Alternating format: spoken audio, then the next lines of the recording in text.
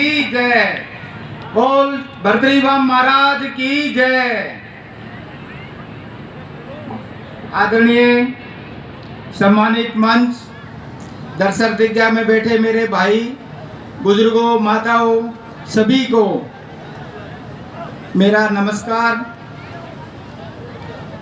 सर्वप्रथम मैं जो पिछले 3 महीने पहले हमारी ये जो अलवर समाज की मीटिंग हुई, उस मीटिंग में लिए गए फैसले को जो क्रियान्वयन करने वाली पूरी टीम, आयोजक महोदय, संयोजक महोदय व उसकी पूरी टीम को धन्यवाद देता हूं कि उन्होंने इस तरीके का ये प्रोग्राम आयोजन करने का निर्णय लिया और निर्णय को सही अंजाम दे करके आज इस मुकाम पर पहुंचाया है कि अलवर जिले के क्या नहीं पूरे क्षेत्र को इन्होंने आगाज किया है कि आज अलवर समाज के साथ साथ पूरा प्रजापति समाज जाग चुका है।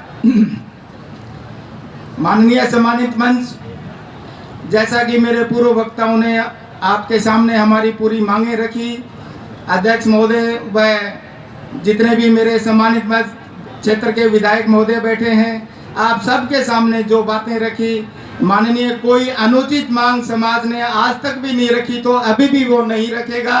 इसलिए आपसे मंच के माध्यम से मैं ओम प्रकाश आपसे मांग करता हूं पूरे समाज की तरफ से कि कोई भी अनुचित मांग नहीं है। नंबर 2, उसमें किसी तरीके का समाज शासन और प्रशासन के ऊपर किसी तरीके का बोझ नहीं पड़ेगा। इसलिए आपसे निवेदन है कि आज जैसे मंडी की मांग हमारे भाई ने की, माननीय बार जब समाज हम देखते हैं कि बार नगर निगम का या किसी तरीके का अतिक्रमण दस्ता वहाँ पहुँचता है तो उसमें समाज की एक हमारे पास ऐसी धरोहर होती है जो हम तुरंत उठा करके इधर से उधर नहीं कर सकते और मिट्टी का बर्तन होता है। इसलिए उसके लिए एक मंडी की मांग जो की है बहुत ही अति उत्तम मांग की है। और मान्यवर महोदय, सरकार के अंदर रहते हुए अगर आप हमारी मांग को आगे करवाएंगे तो एक बहुत अच्छा उचित कदम आपके सरोकार होगा। दूसरा, प्रभुदयाल जी ने आपके सामने एक मांग के जिसे कहते हैं कि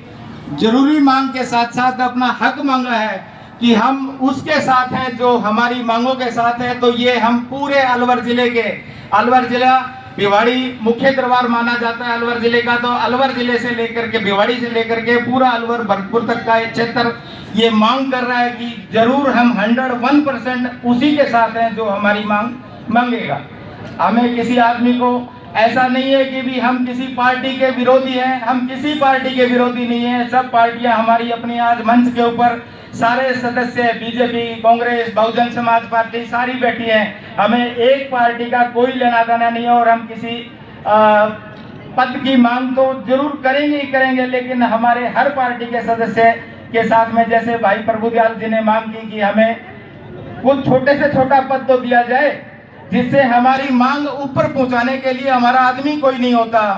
दूसरी जो रिजर्वेशन की मांग हमारे भाई ने की और जो हमारी 28 तारीख को जयपुर में अधिवेशन हुआ था, उस अधिवेशन में भी मांग की थी कि हमें रिजर्वेशन की मांग की जाए।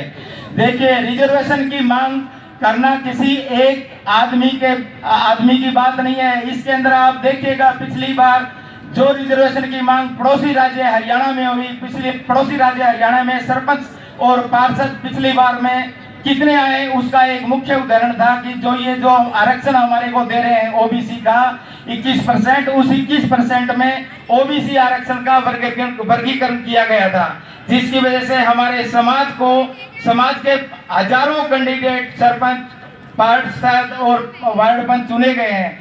यही मांग एक हमारी है कि भी हमारे को 21% में वर्गीकृत करके हमारे को 6%, 5% जो हमारे वोट है उसके हिसाब से हमारे को दी जाए।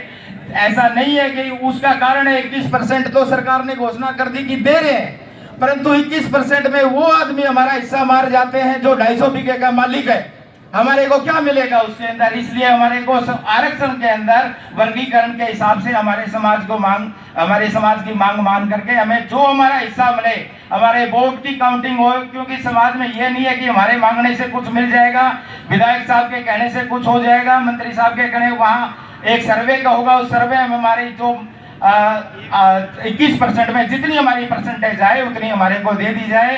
रही मिट्टी की, तो मिट्टी का तो साहब आज की तारीख में मिट्टी हमारे लिए अमूल्य हो गई है, वो नहीं मिल पा रही। इसके लिए जो मांग विधायक साहब से हमारे मांग पत्र में हमारे मदन जी ने की है वो उचित मांग है। मान्यवर, आज की तारीख में अगर मिट्टी खोदने के लिए जाते हैं तो 600 500 नहीं है, 5,000 रुपए एक बुकी के लेते हैं। और हमारा मटका जो बिकता है वो सबसे सस्ता बार्गेनिंग होकर के बिकता है। इसलिए ये मांग भी हमारी जायज मांग है।